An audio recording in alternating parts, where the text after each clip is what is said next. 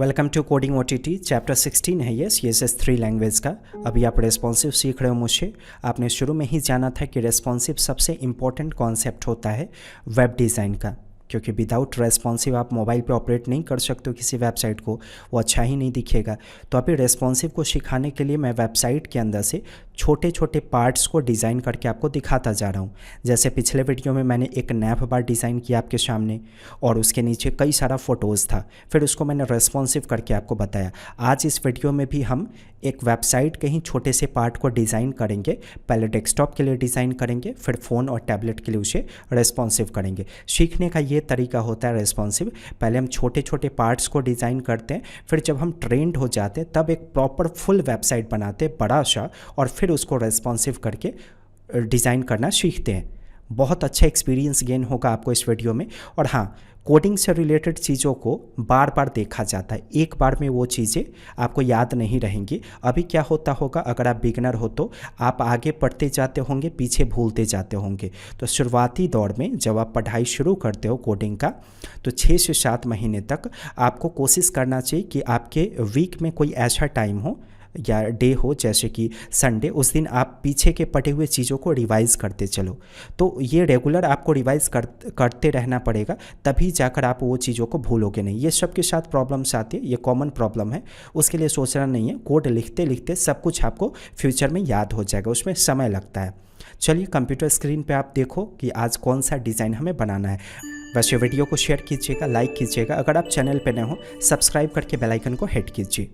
इस डिज़ाइन को देखिए, साइनअप का डिज़ाइन है। साइनअप यानी कि रजिस्टर। यूजर साइनअप कर सकता है यहाँ से। लेफ्ट साइड में फ़ोटो, राइट साइड में फॉर्म।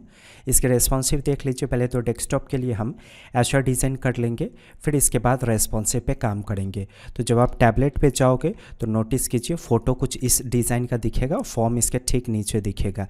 ऐसा दिखेगा टैबलेट पे। वही अगर मैं फ़ोन पे जाता हूँ तो फ़ोन पे फ़ोटो नहीं दिखेगा, सिर्फ फॉर्म दिखेगा। तो इस तरीके का रेस्पॉन्सिव हैंडल करना है। अमेजिंग कॉन्सेप्ट बिल्ड होगा आपका।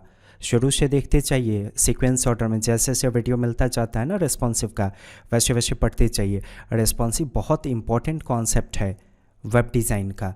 रेस्पॉन्सिव अगर नहीं आता है तो कुछ भी नहीं आता है आपको वेब डिज़ाइन के फील्ड में। index.html वाले फाइल में आ जाइए। div टैग को मैंने शुरू करके बंद किया, फिर img टैग को शुरू करके बंद कीजिए। src के वैल्यू में डिफाइन कर दीजिए कि फ़ोटो कहाँ पे है। तो sample.jpg नाम का फ़ोटो है इमेजेस फोल्डर के अंदर, मैंने उसे डिफाइन कर दिया। एक div टैग को शुरू करके बंद कीजिए, इसके अंदर फॉर्म टैग को शुरू करके बंद कर दीजिए। ये जो ऊपर वाला div है ना, इसमें id का वैल्यू मेन डिफाइन कर दीजिएगा। ये जो फॉर्म वाला div है, इसमें id का वैल्यू फॉर्म बॉक्स ये डिफाइन कर देंगे। और इस फॉर्म टैग के अंदर फिर से एक div टैग को शुरू करेंगे, इसमें id का वैल्यू फॉर्म हाइफन ग्रुप ये डिफाइन कर दीजिए। इस div टैग के अंदर लेवल टैग को शुरू करके बंद कीजिए और इसमें ऐसे राइट कर दीजिए फर्स्ट नेम। फिर इसके बाद इनपुट टैग को क्रिएट कीजिए इस तरीके से। एम्प्टी एलिमेंट है इसलिए यहीं पे बंद हो जाएगा। नेम एट्रीब्यूट के वैल्यू में डिफाइन कर दीजिए फर्स्ट नेम। टाइप का वैल्यू क्या हो जाएगा, टेक्स्ट, क्योंकि किसी का भी नेम क्या होगा, टेक्स्ट होगा। इसके बाद प्लेस होल्डर डिफाइन कर दीजिए, तो जो भी फर्स्ट नेम का हिंट आप देना चाहते हो वो डिफाइन कर देंगे। और इसके बाद रिक्वायर्ड एट्रीब्यूट का इस्तेमाल कीजिए, इसका वैल्यू सेट कर दीजिए ट्रू। ये सब कुछ आप पढ़ चुके हो मुझसे। इसी को कॉपी करके पेस्ट कीजिए और कंटेंट को चेंज करते जाइए। यहाँ पे फर्स्ट नेम की जगह आप राइट कर दो लास्ट नेम, यहाँ पे भी चेंज हो जाएगा, लास्ट नेम राइट करना होगा। टाइप टेक्स्ट होगा, यहाँ देखिए प्लेस होल्डर में लास्ट नेम मैंने ऐसे डिफाइन कर दिया, रिक्वायर्ड का वैल्यू ट्रू रखिएगा। फिर इसके बाद एक और div टैग को कॉपी करके पेस्ट कीजिए, यहाँ पे राइट कर दीजिए ईमेल, नेम का वैल्यू सेट कर दीजिएगा ईमेल। और हाँ, जब भी ईमेल वाला इनपुट फील्ड होता है ना, तो उसमें टाइप का वैल्यू हम ईमेल देते हैं। आप पढ़ चुके हो मुझसे HTML के अंदर। प्लेस होल्डर में ऐसे ही यूज़र को समझाने के लिए राइट कर दीजिए example@gmail.com। इसके बाद फिर से एक div एलिमेंट को शुरू करके बंद कीजिए, यहाँ पे राइट कर दीजिए मोबाइल। नेम का वैल्यू क्या सेट कीजिएगा, मोबाइल। और टाइप का वैल्यू क्या होगा, नंबर, क्योंकि फ़ोन हम नंबर, क्योंकि मोबाइल तो हमेशा नंबर के फॉर्म में टाइप होगा। प्लेस होल्डर का वैल्यू ऐसे सेट कर दीजिएगा 0 to 9। ओके, अब लास्ट में एक पासवर्ड का भी फील्ड बनाना है आपको, तो फिर से div को कॉपी करके पेस्ट कीजिएगा, यहाँ पे लेवल के वैल्यू में सेट कर दीजिएगा पासवर्ड। नेम का वैल्यू क्या सेट कीजिएगा, पासवर्ड। टाइप का वैल्यू भी सेट कर देंगे पासवर्ड, ताकि हम टाइप करें तो पासवर्ड के फॉर्म में हमें दिखाई दे। प्लेस होल्डर, इसमें आप यूजर को दिखाने के लिए बस ऐसे ही कुछ स्टार का सिंबल दे दो। अब इस डिव टैग के बाद बटन टैग को शुरू करके बंद कीजिए, इसमें कैपिटल लेटर में आप राइट कर देना सबमिट। तो HTML का डॉक्यूमेंटेशन कंप्लीट हो गया हमारा। अब इसको डिज़ाइन करेंगे। पहले देख लीजिए रन करने पे दिखता कैसा है। कुछ ऐसा दिखा। सबसे पहले फ़ोटो को लेफ़्ट साइड में और जो फॉर्म है ना उसको राइट साइड में दिखाएंगे। तो ये है आपका फ़ोटो और ये है डिव फॉर्म वाला। ये किसके अंदर बंद है? मेन के अंदर। तो मेन में फ्लेक्स अप्लाई कीजिएगा। लेकिन CSS3 में आप कोड कर रहे हो तो सबसे पहले क्या पास करना है आपको? Box sizing. इसका वैल्यू क्या हो जाएगा? Border box. इसके बाद आप अपने मेन को सेलेक्ट कीजिएगा और इसमें डिस्प्ले प्रॉपर्टी का वैल्यू सेट कर दीजिएगा फ्लेक्स। तो मेन के अंदर जो भी है वो हॉरिजॉन्टल दिखना शुरू हो जाएगा।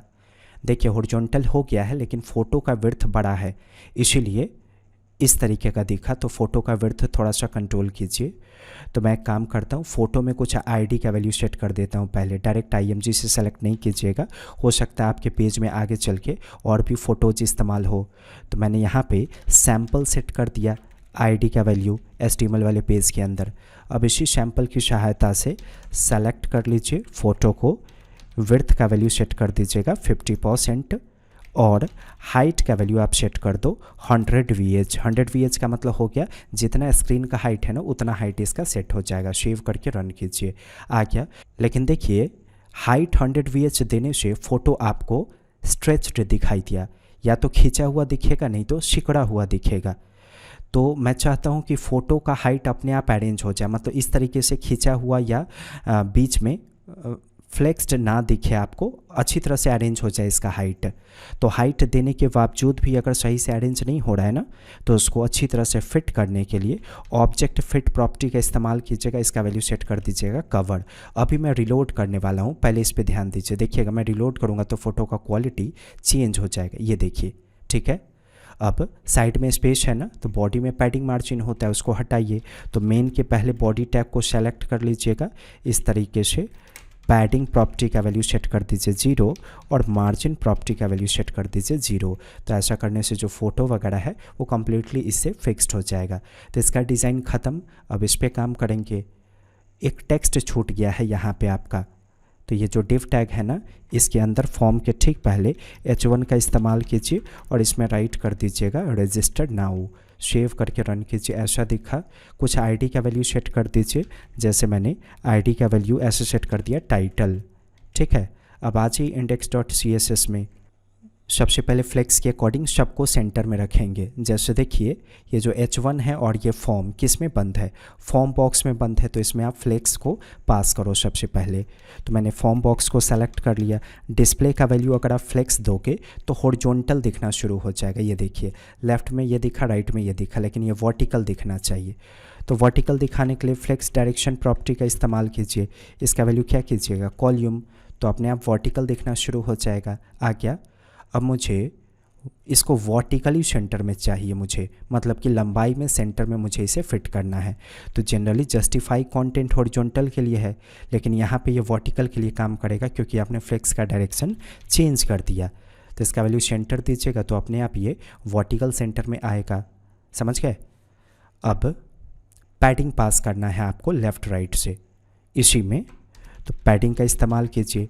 टॉप बॉटम 0, यानी कि टॉप बॉटम मुझे नहीं देना, इसलिए मैंने 0 कर दिया और लेफ़्ट राइट मैंने सेट कर दिया 100 पिक्सल। सेव करके रन कीजिए, ठीक है, ऐसा दिखा।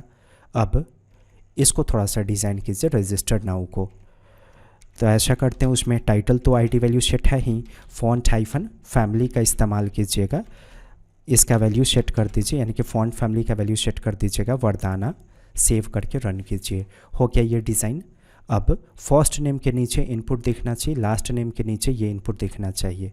तो नोटिस कीजिए यहाँ पे फॉर्म ग्रुप डिफाइंड है ना, जिसमें लेवल और इनपुट बंद है। इसी फॉर्म ग्रुप में डिस्प्ले फ्लेक्स दीजिएगा और फिर डायरेक्शन चेंज कर दीजिएगा। तो यहाँ पे सेलेक्ट कर लीजिए फॉर्म हाइफन ग्रुप को इस तरीके से। डिस्प्ले प्रॉपर्टी का वैल्यू सेट कर दीजिए फ्लेक्स। ऐसा करने से क्या होगा? हॉरिजॉन्टल ही दिखेगा ये। अब इसका डायरेक्शन चेंज कीजिएगा तब ये वर्टिकल दिखना शुरू हो जाएगा। तो फ्लेक्स डायरेक्शन का वैल्यू सेट कर दीजिएगा कॉल्यूम। सेव करके रन कीजिए। आ गया। जो लेबल है ना उसको थोड़ा सा डिज़ाइन कीजिए, जो फॉर्म ग्रुप के अंदर लेबल बंद है उसको। तो मैंने लेबल टैग को डायरेक्टली सेलेक्ट किया, फॉन्ट हाइफन फैमिली का इस्तेमाल कीजिए, सैंस हाइफन शेरिफ पास कर दीजिएगा, कलर प्रॉपर्टी का वैल्यू दे दीजिएगा #3232 और मार्जिन बॉटम का इस्तेमाल कीजिए। मार्जिन बॉटम इसलिए क्योंकि मैं चाहता हूं कि टेक्स्ट के नीचे जो इनपुट है ना उसके ऊपर 4 पिक्सल का जगह हो, इसलिए मार्जिन बॉटम 4 पिक्सल। सेव करके रन कीजिए। यहाँ देखिए थोड़ा सा गैप दिखा, वो इसी की वजह से, मार्जिन बॉटम की वजह से। अब इस इनपुट फील्ड को डिज़ाइन करेंगे, तो सेलेक्ट कर लीजिए इनपुट फील्ड को इस तरीके से। बॉर्डर प्रॉपर्टी का इस्तेमाल कीजिए, 1 पिक्सल सॉलिड #CCC, ये बॉर्डर पास कर दीजिएगा। पैडिंग प्रॉपर्टी का वैल्यू सेट कर दीजिए 12 पिक्सल। इसके बाद बॉर्डर हाइफन रेडियस प्रॉपर्टी का इस्तेमाल कीजिएगा, इसका वैल्यू सेट कर दीजिए 4 पिक्सल। सेव करके रन कीजिए। ये फुल विड्थ का दिखना चाहिए। तो ये इसका जो कंटेनर है ना, इस सब का कंटेनर है फॉर्म बॉक्स। आप इसी में विड्थ प्रॉपर्टी का इस्तेमाल करो, इसका वैल्यू सेट कर दो 100%। सेव करके रन कीजिए। ओ सॉरी, ज़्यादा हो गया, 50% दीजिए, क्योंकि 50% फ़ोटो में सेट है ना। इस फोटो में 50% था, तो इसमें भी 50% देंगे, तब आधा आधा में दिखेगा। देखिए मुझे सभी डब्बों के नीचे स्पेस चाहिए, जैसे ये इनपुट है ना, इसके नीचे स्पेस चाहिए, लास्ट नेम के नीचे स्पेस चाहिए। तो फॉर्म ग्रुप के अंदर सारा डब्बा बंद है, तो आप इसी में मार्जिन हाइफन बॉटम का इस्तेमाल करो, 24 पिक्सल दे दीजिए। सेव करके रन कीजिए। देखिए गैप आ गया यहाँ पे। अब इस सबमिट बटन को डिज़ाइन कीजिए। अच्छा, इस पे भी काम करना है। जैसे इस पर आप फोकस कर रहे हो तो इसका ब्लैक कलर आया ना, मुझे वो कलर चेंज करना है। तो इनपुट पे क्लिक करने के बाद अगर कोई टास्क परफॉर्म करना है ना, तो फोकस शैडो क्लास का इस्तेमाल करेंगे। वो जो ब्लैक कलर आपको दिख रहा है ना, वो आउटलाइन का कलर है, तो वही आप चेंज कर दो। तो आउटलाइन कलर प्रॉपर्टी का इस्तेमाल कीजिएगा, कलर का वैल्यू सेट कर दीजिए डॉजर ब्लू, ये वाला। सेव करके रन कीजिए। अब आप इस पर क्लिक करोगे तो देखिए डॉजर ब्लू वाला कलर दिख जाएगा आपको ऐसा करने से। अब इस सबमिट बटन को डिज़ाइन कीजिए। तो बटन टैग से डायरेक्ट मैं सेलेक्ट कर लेता हूँ, वैसे उसमें आईडी वैल्यू देना चाहिए था। बॉर्डर का वैल्यू नन कर दीजिए, तो ऐसा करने से बॉर्डर चला जाएगा बटन का। बटन में बैकग्राउंड कलर का इस्तेमाल कीजिए, सेम वही कलर दे दीजिएगा, डॉजर ब्लू वाला ही। इसके बाद कलर प्रॉपर्टी का वैल्यू वाइट कर दीजिए ताकि टेक्स्ट का कलर चेंज हो जाए। पैडिंग प्रॉपर्टी का इस्तेमाल कीजिए, मैंने 10 पिक्सल टॉप पैडिंग दे दिया और 24 पिक्सल में लेफ़्ट राइट पैडिंग देता हूँ। सेव करके रन कीजिए। ऐसा दिखा, थोड़ा सा और ऊपर से यानी कि टॉप से पैडिंग देना चाहिए, मैंने टॉप बॉटम 12 पिक्सल कर दिया। ठीक है, बॉर्डर रेडियस 4 पिक्सल का इसमें पास कर दीजिए ताकि इसका जो कॉर्नर है वो गोला हो जाए। तो मैंने 4 पिक्सल का बॉर्डर रेडियस पास कर दिया। ऐसे रन कीजिए। आ गया। तो डेस्कटॉप के लिए डिज़ाइन कंप्लीट। अब रेस्पॉन्सिव पे काम करेंगे। तो इंस्पेक्ट कर लीजिए, टैबलेट खोल लीजिए, मैंने 768 पिक्सल राइट कर दिया। 768 पिक्सल पे भी ऐसा दिखा। 768 पिक्सल पे क्या होना चाहिए, फ़ोटो के नीचे ये फॉर्म दिखना चाहिए। तो नोटिस कीजिए, ये है आपका फ़ोटो और ये है डब्बा फॉर्म वाला। तो ये जो मेन है ना, इसमें तो फ्लेक्स लगा होगा, तो फ्लेक्स का डायरेक्शन आप कॉल्यूम कर दोगे तो अपने आप फ़ोटो के नीचे ये फॉर्म दिखना शुरू हो जाएगा। तो आज ही index.css में @media function max hyphen width कितना देंगे, 768 पिक्सल, क्योंकि आप टैबलेट के लिए काम कर रहे हो। ओके, यहाँ देखिए स्पेलिंग गलत है, सही कर लीजिएगा। मीडिया का भी छूट गया था स्पेलिंग। मेन वाले एलिमेंट को सेलेक्ट कर लेंगे, फ्लेक्स डायरेक्शन का वैल्यू सेट कर देंगे कॉल्यूम। सेव करके रन कीजिए। देखिए ब्रेक हो गया, ये फ़ोटो के नीचे फॉर्म आ गया। अब फ़ोटो का विड्थ 50% सेट है, आपको याद होगा, तो उसको 100% कर दीजिए। तो फ़ोटो को सेलेक्ट कीजिए। फ़ोटो में आईडी वैल्यू सैम्पल डिफाइंड है, तो सैम्पल को सेलेक्ट कर लेंगे ऐसे। विड्थ का वैल्यू सेट कर देंगे 100%। सेव करके रन कीजिए। अब फ़ोटो का हाइट कम कीजिए, तो हाइट प्रॉपर्टी का इस्तेमाल करेंगे, 150 पिक्सल फ़ोटो का हाइट दे देंगे। सेव करके रन कीजिए। हो गया ऐसा डिज़ाइन। अब ये जो फॉर्म है ना, इस पे काम करेंगे। इसका जो विड्थ है 50%, उसको 100% कर दीजिए। तो उसमें फॉर्म हाइफन बॉक्स डिफाइंड है आईडी का वैल्यू, तो विड्थ का वैल्यू इसमें सेट कर देंगे 100%। पहले विड्थ इसका 50% है डेस्कटॉप पे, तो टैबलेट पे 100% कर देंगे। रन कीजिए। आ गया। ये जो लेफ़्ट और राइट में पैडिंग है ना, उसको कम कीजिए। तो फॉर्म बॉक्स में ही आपने पैडिंग देकर रखा है लेफ़्ट राइट, तो टॉप बॉटम को 0 कर दीजिएगा और लेफ़्ट राइट पैडिंग कर दीजिएगा 32 पिक्सल। सेव करके रन कीजिए तो देखिए पैडिंग कम हो गया, तो टैबलेट के लिए रेस्पॉन्सिव बन गया। अच्छा, बटन के नीचे भी थोड़ा सा स्पेस चाहिए, बटन के नीचे जगह नहीं है, तो बटन को सेलेक्ट कीजिए ऐसे और फिर मार्जिन बॉटम इस प्रॉपर्टी का इस्तेमाल करेंगे 32 पिक्सल। तो क्या होगा, बटन के नीचे आपको 32 पिक्सल का जगह दिखेगा यहाँ पे, समझ गए। तो टैबलेट के लिए हो क्या रेस्पॉन्सिव। फ़ोन के लिए क्या करना है, फ़ोन पे मुझे ये फ़ोटो नहीं दिखाना है, सिर्फ फॉर्म दिखाना है। तो सबसे पहले @media max हाइफन विड्थ का इस्तेमाल कीजिए 480 पिक्सल। किसके लिए, फ़ोन के लिए। फ़ोटो को हाइड करना है तो फ़ोटो में आईडी वैल्यू क्या डिफाइंड है, सैम्पल। तो सैम्पल में डिस्प्ले प्रॉपर्टी का वैल्यू नन कर दीजिए, तो क्या होगा, जो फ़ोटो है ना वो फ़ोन पे हाइड हो जाएगा। रन कीजिए, यहाँ पे रिलोड करके पहले साइज़ डालिएगा फ़ोन का 480। देखिए फ़ोन पे हाइड हो गया, लेकिन वही अगर मैं यहाँ से टैबलेट पे जाता हूँ ना तो ये फ़ोटो आ गया। अगर डेस्कटॉप पे जाइएगा तो जैसे पहले दिख रहा था ना वैसे ही दिखेगा। इसको थोड़ा और इंटरेस्टिंग बनाइए animate.style की सहायता से। आपको पढ़ाया गया था कुछ समय पहले, animate.style सर्च कर लीजिएगा। फर्स्ट लिंक पे क्लिक करेंगे, सबसे पहले CDN चाहिए होगा तो लिंक टैग वाला आपको दिख जाएगा, कॉपी कर लीजिए। कॉपी करने के बाद index.html में यहाँ पे पेस्ट कर दीजिएगा, हेड के अंदर इसको अरेंज कर लीजिए ऐसे मिटाकर, ठीक है। इस तरीके से यहाँ पे भी सही से सेव कर लीजिए।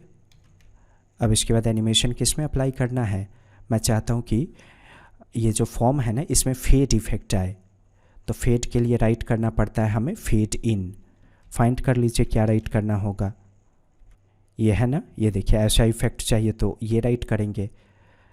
ऐसा में ये बहुत सारा डिज़ाइन है, जिस पे क्लिक कीजिएगा वैसा दिखेगा, यही ठीक होगा फेड इन। तो डायरेक्ट फेड इन राइट नहीं करते, पहले तो इस पर कॉपी कर लेंगे क्लिक करके, उसके बाद पता कीजिए फॉर्म का डब्बा कौन है, ये है ना HTML में। आप इसमें क्लास एट्रीब्यूट का इस्तेमाल करोगे, animate_animated, पहले ये क्लास वैल्यू और फिर स्पेस देकर जो आपने कॉपी किया था ना उसको पेस्ट करेंगे। सेव कीजिए और पेज को रिलोड कीजिए। मैं रिलोड करने वाला हूँ, इस पर ध्यान दीजिएगा। देखिए एनिमेशन इफेक्ट आया, परफेक्ट। बड़ा ही इंटरेस्टिंग लगा होगा वीडियो आपको, सच में आप पढ़ रहे हो ना, सीख रहे हो, तो शेयर कीजिए अपने फ्रेंड्स को, लाइक कीजिए, कुछ क्वेश्चन है कमेंट कीजिए। कोडिंग OTT पे वापस आने के लिए आपका धन्यवाद।